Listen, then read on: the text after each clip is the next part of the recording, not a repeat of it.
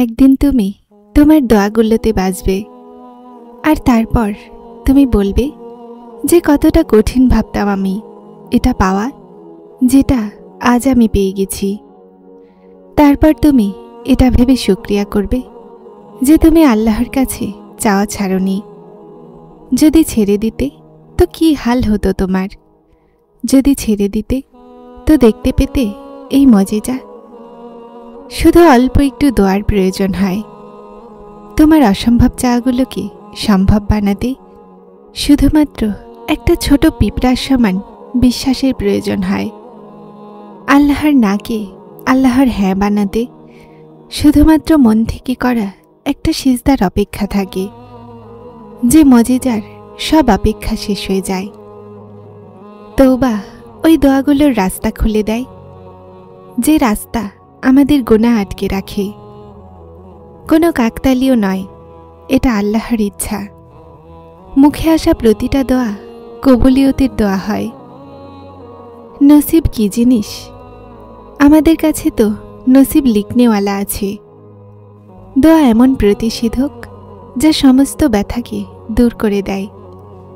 তোমার সেই জিনিসকে অসম্ভব ভাবা নিজের জায়গায়, কিন্তু তিনি তো আল্লাহ, যার কাছে চাও। আর এমন কিছুই নেই যা তোমার আল্লাহ করতে পারে না। মন থেকে যা চাওয়া হয় সেই দোয়া আল্লাহর কাছে তাহাজ্জুদের দোয়ার চাইতেও বড় মাকাম রাখে। সেই দোয়া যা তোমার অন্তর থেকে মুখে আসতে পারে না, সেই দোয়া আসমানের ওই পারে পৌঁছে যায়। এই দুনিয়া যা তোমাকে অসম্ভবের ভয় দেখায়, তোমার আল্লাহ একাই এই পুরো দুনিয়ার জন্য যথেষ্ট। আসমান থেকে জমিন পর্যন্ত এত পর্দা থাকা সত্ত্বেও আমাদের আর আল্লাহর মাঝে কোনো পর্দা নেই। আল্লাহ প্রতিটা ওই জিনিসের প্রথমে আসে যা ভালোবাসার যোগ্য। যখন আল্লাহর ওপরে ভরসা করে নিয়েছ, তো কিসের ভাবনা যে কোনটা ভাগ্যে আছে আর কোনটা নেই? তোমাকে বিশ্বাস রেখে আল্লাহর কাছে দেখানো পথে চলতে হবে। তোমার চাওয়া নিজে তোমার কাছে আসার রাস্তা বানিয়ে নিবেন। যখন আল্লাহ কিছু রাস্তার কথা ভেবে নেয়, তো তারপর কেউ কিছুই করতে পারবে না। আল্লাহ তোমার নসিব নিজের মর্জিতে লিখে ফেলেছেন। আর যে দোয়া তুমি এখন পর্যন্ত চাচ্ছ, সেটাও ওই নসিবেরই অংশ। যে ব্যক্তি তোমাকে ভালোবাসবে, তারা কখনোই তোমাকে আল্লাহকে রাজি করা থেকে বাধা দিবে না। তারপর হোক তুমি সেই ব্যক্তিকেই নারাজ করে দাও না কেন। অশ্রুত দোয়ায় আর এমন দোয়াগুলোকে আল্লাহ কখনো রদ করেন না। কবুলিয়তের জন্য নিশানি খুঁজছ? এর চেয়ে উত্তম নিশানি আর কি হবে? যে আল্লাহ এখন পর্যন্ত তোমার অন্তর দোয়াতে লাগিয়ে রেখেছেন। তাহাজ্জুদের দোয়াগুলো আল্লাহর ভালোবাসা নিয়ে ফিরে আসে। তুমি তো তোমার শক্তির চেয়ে বেশি বিশ্বাস রেখেছ। তোমাকে আল্লাহ অবশ্যই হতাশ করে ফিরিয়ে দিবেন না।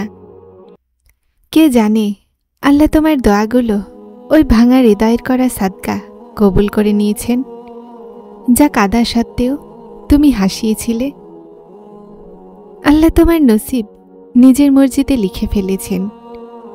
আর যে দোয়া তুমি এখনো যাচ্ছ, সেটাও ওই নসিবেরই অংশ। আল্লাহর ওপরে করা নীরব অপেক্ষাও ভাগ্য বদলে দেয়।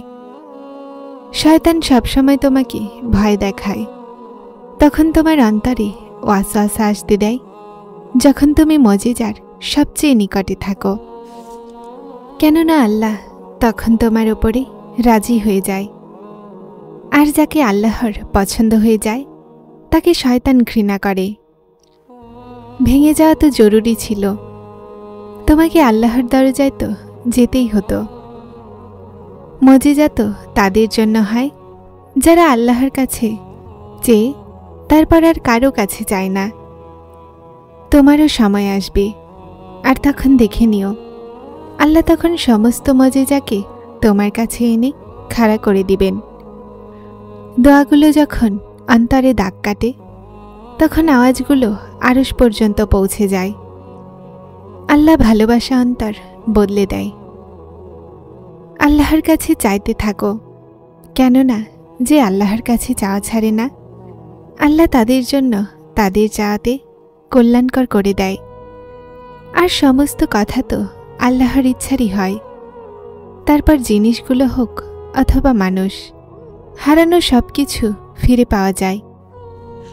আল্লাহর কাছে চাইতে থাকো, কেননা যে আল্লাহর কাছে চাওয়া ছাড়ে না, আল্লাহ তাদের চাওয়াকে উত্তম বানিয়ে দান করেন। তোমার জবান থেকে শুকরিয়া ছাড়া আর কোনো কিছুই বের হতো না যদি তুমি জানতে যে কোন কোন জায়গাতে আল্লাহ তোমাকে বাঁচিয়ে নিয়েছেন, আর তোমার কোন কোন দোয়াগুলোর জন্য আল্লাহ তোমাকে বাঁচিয়ে নিয়েছেন যখন তোমার খবরও ছিল না। যদি তাদের ছেড়ে যাওয়া তোমাকে আল্লাহর নিকটবর্তী করে দিয়েছে, তো জেনে নাও যে তোমার এই মনকে ভাঙার এটাই উদ্দেশ্য ছিল, যা তিনি পূরণ করে দিয়েছেন। তোমার তো শুকরিয়া করা উচিত, কেননা তুমি যা পেয়ে গেছ সেটার চেয়ে অনেক উত্তম ছিল যা তুমি হারিয়ে ফেলেছ।